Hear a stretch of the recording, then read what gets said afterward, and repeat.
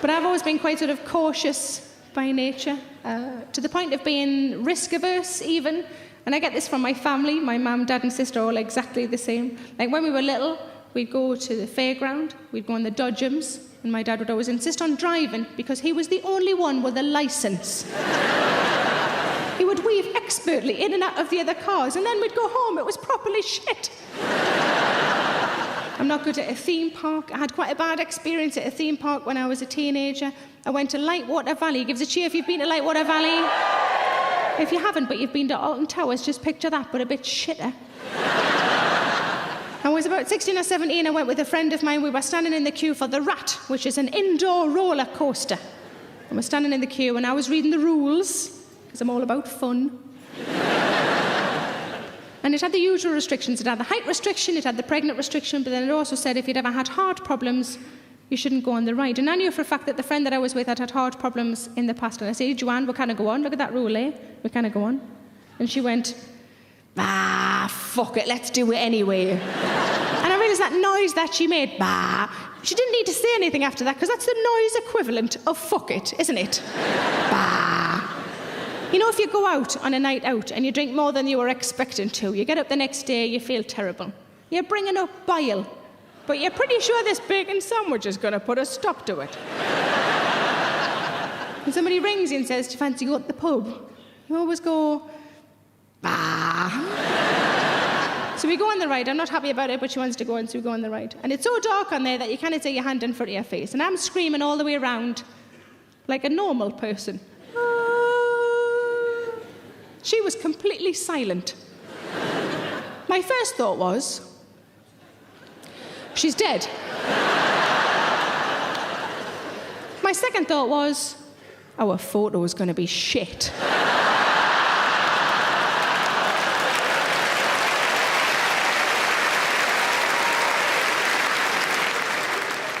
So I think we can all be divided up into people like my friend and people like me. People like my friend, I call them the bumper cars. They're quite exciting to be around.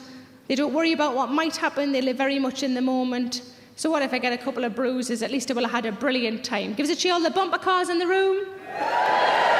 Quite a few of you. And then there's people like me. I call us the Dodgems. We check doors multiple times. It's not even our house. Give us a cheer if you're a Dodgem. Nice lady there who's clapping. You're a Dodgem, are you, Flower? Do you check doors? Do you unplug things? See, would you unplug everything or just certain things? Mainly hair straighteners. Oh, good plan. I always unplug my toaster just in case while I'm out it accidentally toasts the air. I know a lot of you think I'm an idiot, but there's at least 2 people in this room tonight going, can that happen? Can that happen? Have I got time to go back now? And have we got anybody in who's done anything really risky? Anybody who's done a bungee jump? Yeah, fella there's done a hello flower. How many bungee jumps have you done? 1. What's the reason you've only done 1? You were drunk. You were drunk when you did a bungee jump. How was that even allowed? In Gran Canaria. Oh, you do that like, oh, it's Gran Canaria. Everybody's pissed there, man. There was a fella the other day who'd only done the 1, and I said, what's the reason you've only done 1? Thinking it might be because, it's expensive. Maybe that was it. And he went, no, it's because I shot myself. And then the next night I had a lady who'd only done 1, and I thought, I better know the answer to this question. She said, no, I didn't shit myself. She said, I did do a fanny fart all the way down.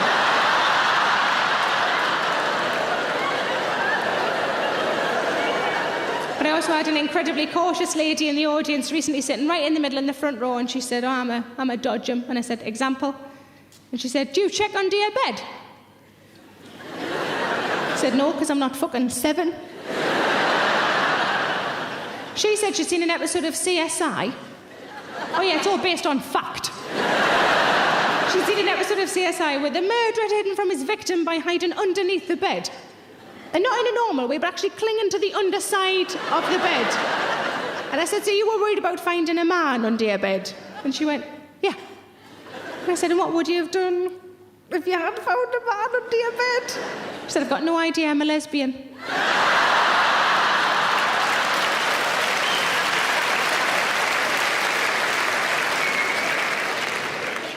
There'll be people in this room who don't know which one they are. And the easiest way to tell, this is almost foolproof little test for you, is you're definitely a Dodgem. If when you go away for more than one night, could be a holiday with your family, could be a work stew, could be a stag weekend, a girl weekend, anything like that, you take more than the required amount of underwear. Give us a cheer if you take spare pants. Dodgem's the lot of you. So what reasons do you take spare pants? Shout out. Just in case. Bit of a slag, are you, pet?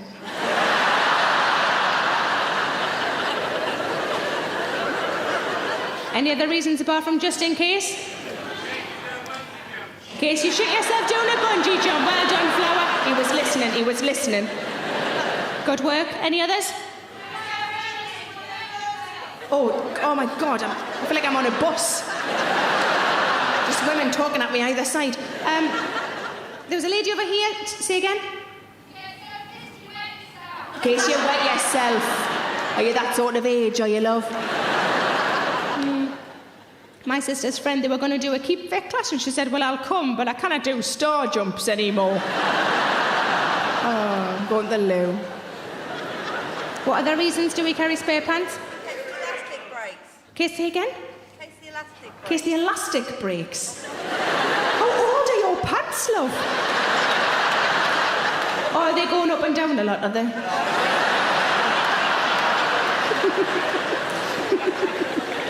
Any other reasons why we carry spare pants? A takeaway? Say again?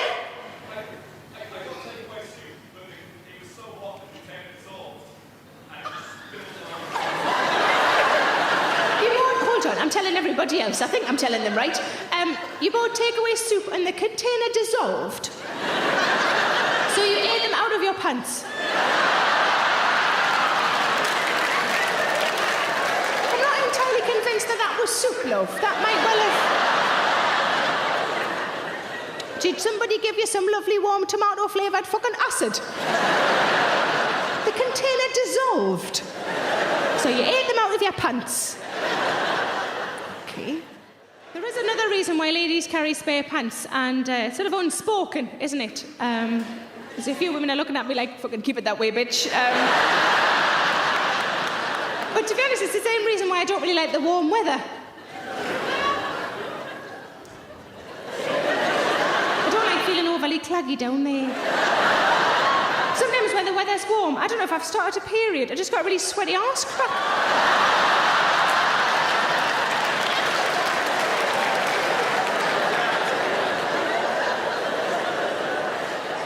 There was a lady the other day said that she carried spare pants in case she got lost.